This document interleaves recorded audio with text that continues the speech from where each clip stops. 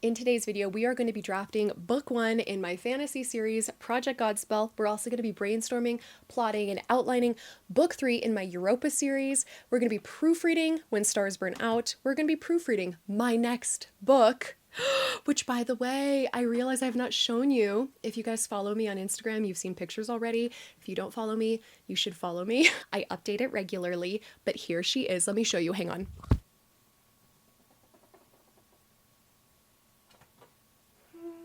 This is so cringy to read. I was reading the first couple chapters and I was like, I don't remember it being this way. It's not bad. I wrote this 12 years ago. It's not bad, but it's nothing compared to this. This is so genuinely, objectively, profoundly good. And I'm in love with this book, but in order for people to read this, they're gonna have to read this. So we're gonna be doing a little bit of work on her. Then we're going to be working on A Dark Sky Opens, proofreading, combing through that, and starting to get a feel for when it's going to be most responsible, Anna, to publish this book. Because could I technically publish this book this year? Yes. Should I? That's a totally separate question. We're going to talk about it later. Anyway, I hope that you guys enjoy this video. It's going to be springy, fun, productive, motivating, hopefully.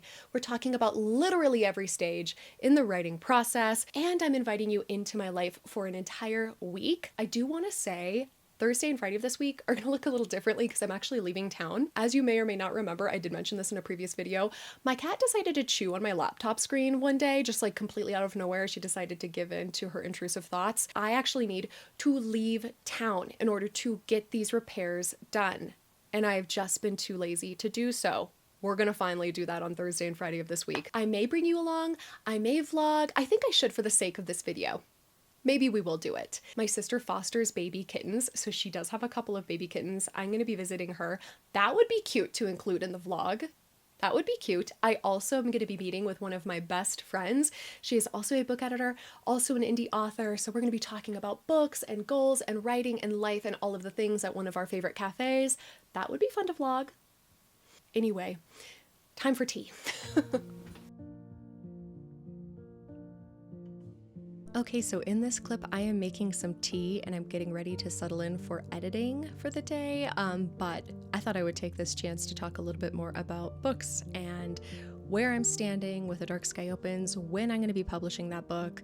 It has been in the works for years. For years, this series has been on my mind. I have poured my heart and my soul into these books, and now that I'm in the 11th hour and it's time to decide when I want to publish, I have been at such a standstill. In a previous video, I talked a little bit about how I wanted to consider releasing the books with new cover designs and new interior formatting, but my cover designer is not available until September and October of this year.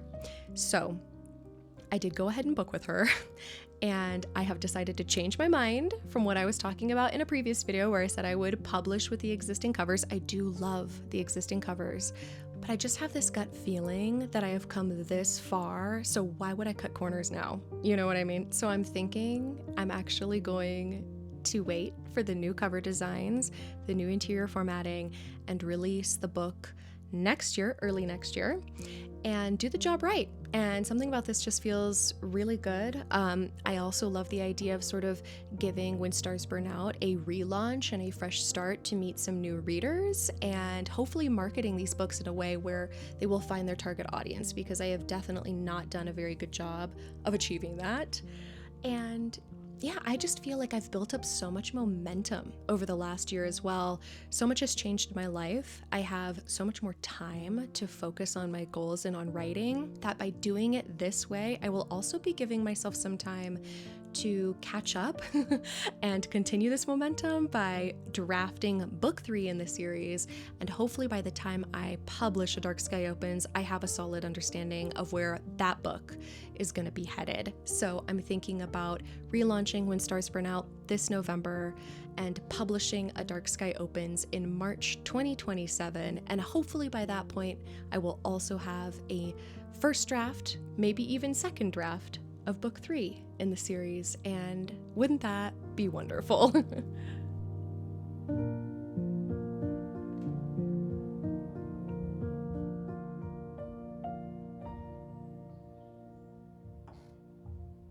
Hello Hello, I'm back again in voiceover form because I completely forgot to film myself writing on this morning. So here's some wonderful b-roll of me making lunch. This is something I call guac talks. They're delicious. Also in the next clip, this one, you're gonna see some of the best adult money I have ever spent.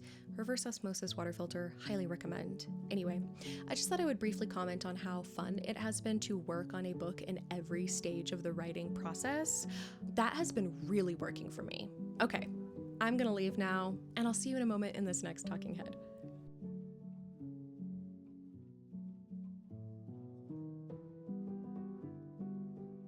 The hallmark of a new writer is the reluctance, or sometimes even the outright refusal, to kill their darlings. I think we all need to refresh on how important it is to be willing to make those sacrifices. When you don't kill your darlings, you're asking the reader to slog through a bunch of superfluous, unnecessary material that doesn't serve the plot, that doesn't serve the characters, and only serves to demonstrate some writing that you're proud of. It's good that you're proud of your writing, but if it doesn't benefit the story, if it's not driving the plot forward, it needs to go. The reason I say that this is the hallmark of a new writer is because the more you write, the more you're able to develop a writerly intuition that's going to let you know when you are engaging in self-indulgent writing. You will be able to actually make that sacrifice. I think that's another interesting misconception about writing, is that good writing is sort of on a line level, when in reality, to be a good writer, you also need to be a good storyteller. Here's the thing, at this day and age, attention is currency. We only have so much. There's only so much to go around, and everything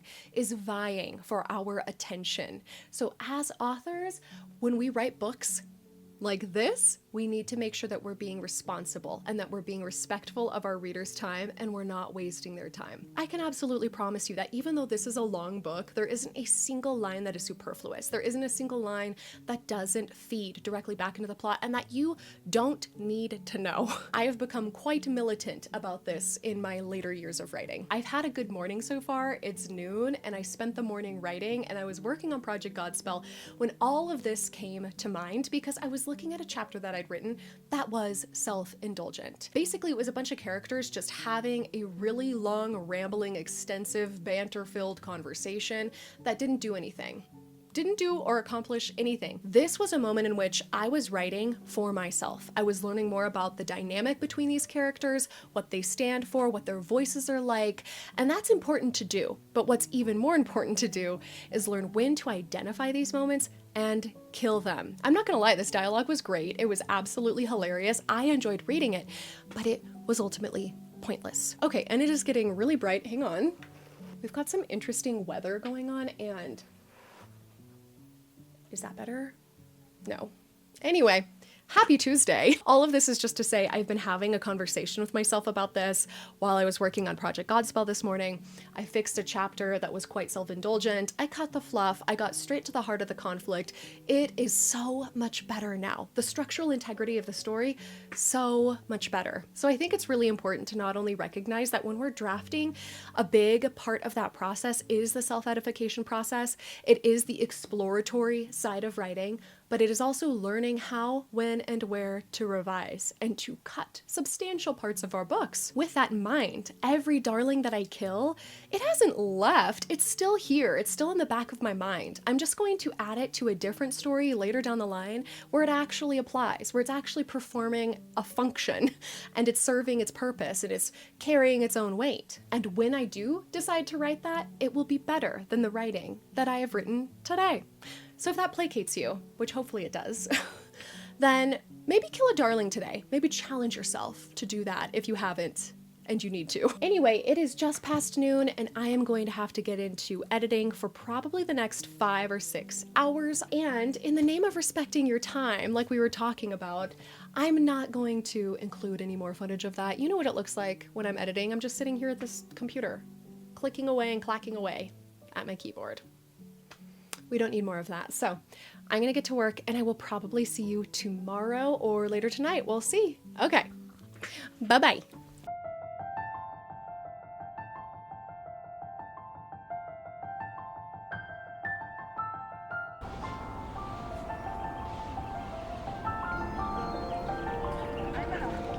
You guys want to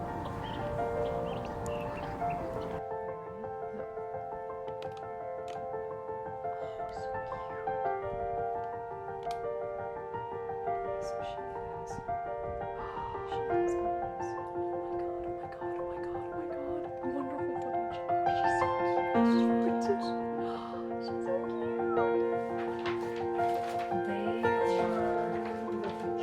188 grams. Oh, they're patriarchy.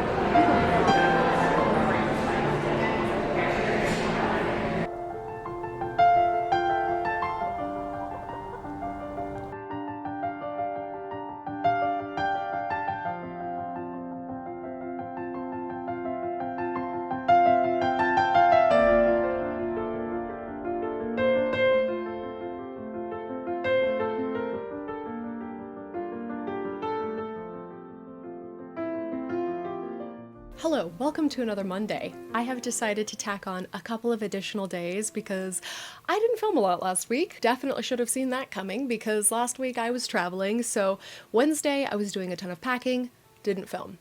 Thursday, Friday, Saturday filmed a little bit, but definitely not a lot. Sunday I should have filmed, didn't film. Sundays are also very critical for the success of my following week. So I really should have talked about that a little bit, but I didn't. Didn't film that, and now here we are. Another Monday. We're gonna add to the week in my life. It's gonna be a week plus. Quick recap. My trip went great. I had an absolutely wonderful time, minus the fact that I was eaten alive by mosquitoes, which was entirely unexpected, but yeah, that did happen. Playing with my sister's bottle babies, so fun. Like literally the cutest I've ever seen. The cutest little babies. Seeing one of my best friends for coffee, incredibly overdue. Amazing. And I was able to finally get my laptop fixed. So here we are. I also purchased my new baby. Where is she? She was quite impromptu. A little pink syngonium. I cannot get enough of these plants. They are so cute. My schedule usually looks like this. I wake up as early as I possibly can, sit down in my pajamas with a mug of coffee, and I write. That is what I did this morning. I worked on Project Godspell. Then I usually shift gears and put myself together. It is good to occasionally put yourself together. There is a certain magic to it. It definitely makes me feel more motivated, more put together, more productive. It also sort of serves as like a milestone throughout my routine or a mental cue. We're shifting gears. We're no longer working on writing. Now we're going to start working on admin stuff. Today I'm actually going to be working on my March newsletter, so anything social media related is usually slotted into this space. And then I do editing after that. I will usually break, have lunch, and dive into work. Today I have quite a lot of editing ahead of me. I think I calculated around 6 hours. Editing is not the kind of thing that you sit down and do all at once. You need to take breaks. You need to take breaks. As a book editor, the quality of your feedback begins to wane the longer that you're working. So you do need to take breaks to refresh. So I will be taking a break for a walk. I also will be taking a break for dinner and for a bath. And I will probably leave it at that, actually, now that I'm thinking about it. 2 good breaks. I'm thinking I will probably be working from around noon until 9 p.m. tonight. After that, I intend to read. That's usually when I catch up on my reading. Yesterday, I did stay up later than normal reading, and that was because I was finishing the proofread of this book. I don't know why I keep calling it a proofread. It's just a read through. I'm just reading through it. I have made some notes. I have some loose ends that I've realized need to be tied. The read through was productive. It was good. I've got plans for this book, but most predominantly this means that I can tonight, when I'm done with editing, jump into reading A Dark Sky Opens. And is it weird that I'm actually really excited to do so?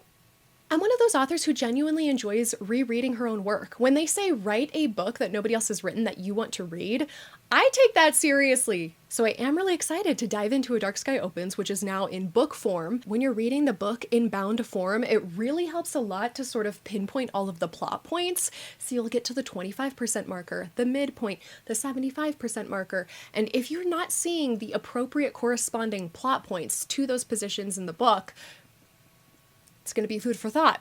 Anyway, I'm excited to dive into that, and I think that's going to be really fun.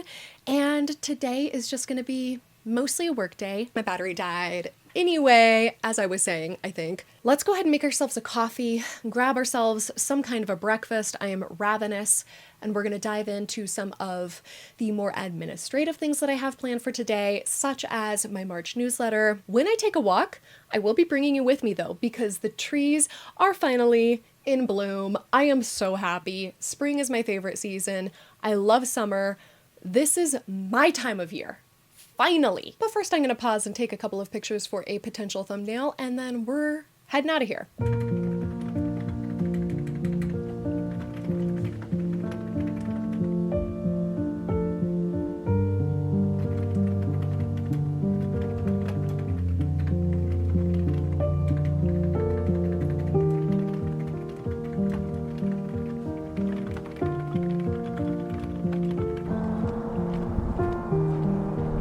Windy.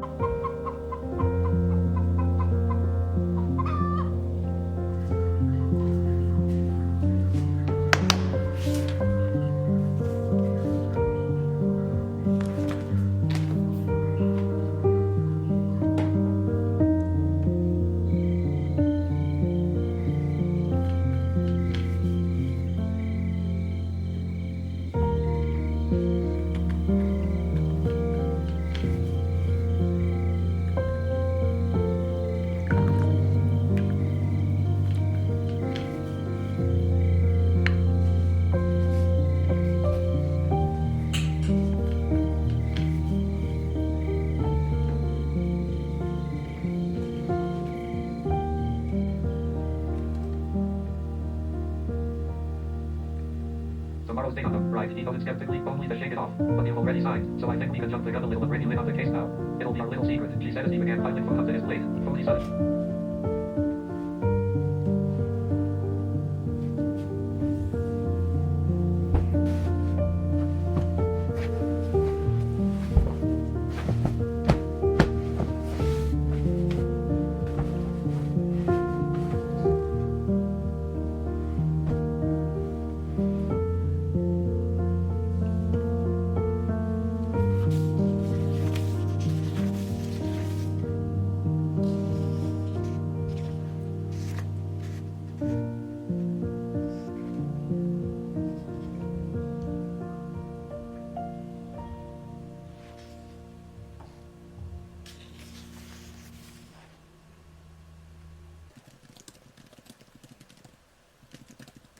Hello, good afternoon. It is actually the following day, and I need to wrap this video up. So we're going to talk a little bit about what I was doing last night before bed, which was planning book 3 in the Europa series. I have a couple of things that I have to have checked off my list before I'm even allowed to start drafting a new book. There are definitely things that I need to understand about the story before I'm able to pursue it in a drafting sense. And I think that that's just an extension of having been writing for years. Like many writers, I started my journey as a pantser. I just sort of wrote what came to mind as it came to mind. I was exploring every story as I went through it. When Stars Burn Out was notoriously pantsed. but I have since become a diehard plotter. And the reason for that is that it saves you time. So much time that you can't overlook it. Like so much time that it's life-changing. One of the reasons that A Dark Sky Opens took so much time for me to revise and rewrite was because I literally had to structure it when it was so unstructured. That book was also kind of pantsed, at least the first iterations of it were. And so forcing it and reverse engineering it to fit some semblance of plot and to feel organized and intentional was really, really challenging. So I do not recommend pantsing now anymore at this juncture in my life. With that being said, let's talk about some of the things that I have in mind before I endeavor to write a new book, but also before I endeavor to write a new book in a series, which is actually what I'm trying to do. So I took a couple of notes last night. Let me just bust this open.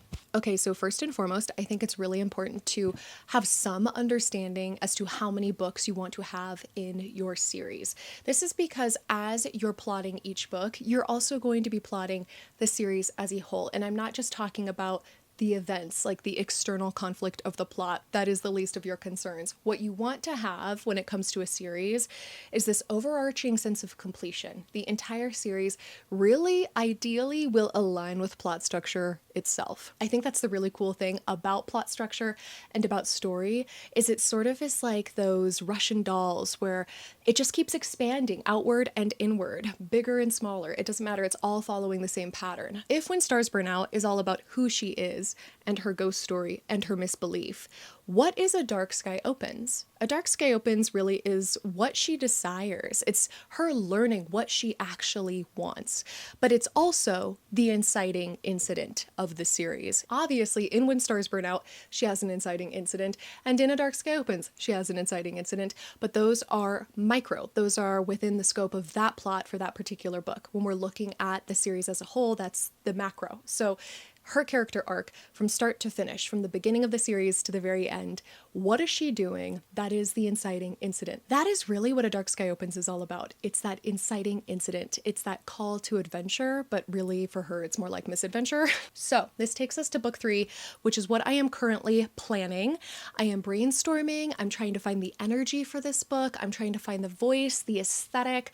I want to make sure also that visually, this story is going to feel fresh. I love it when every book in a series has its own aesthetic and its own energy, but it still pulls upon the familiar and the nostalgic. So you're getting more of what you love, but you're not getting over inundated with the same settings and the same visuals. You've got to freshen things up. So I've been thinking a lot about how I want this book to feel and how I want it to look, especially stacked up with When Stars Burn Out and A Dark Sky Opens. So that's something that I think about usually first, is what do I want this to look and feel like? Then I think about what stage in the process is the protagonist. She is, I think, at the stage in which, and let me reference my notes here, I think that book 3 is going to be all about who she isn't. It's going to be a story of pinch points. And if you know anything about plot, you know that the plot points are all for the protagonist. The pinch points are actually all for the antagonist. So pinch points are when the antagonist and the bad guys are closing in. And that feels like genuinely the most suitable plot structure for book 3 and for the events that I already have in mind for that plot. So to refresh, we've got book 1, who she is, book 2, what she desires, book 3, who she isn't, and then book 4, which is ideally going to be what she needs, and it'll be the climax and the resolution of the overall series. The other thing we're going to want to have in mind is the dramatic question. The dramatic question is something that will ideally be established in book 1, and then in the final book in the series, there will be an answer to that dramatic question. So if you have folded that into your plot, which I strongly suggest that you do, you're going to want to keep that in mind with every installment in the series and make sure that you're leading up to that answer so that when it is answered, it feels surprising but inevitable. I hope you all enjoyed this week plus in my life. It has been so fun, but also so challenging. I have such a problem with assuming I'm gonna vlog and then forgetting to vlog, such as on Tuesday, day 2. I already forgot in the morning that I was vlogging and I just started writing. Sorry. I promise I'll get a little bit better, I hope. Have a wonderful day, my friends, and I'll catch you in my next video. Bye.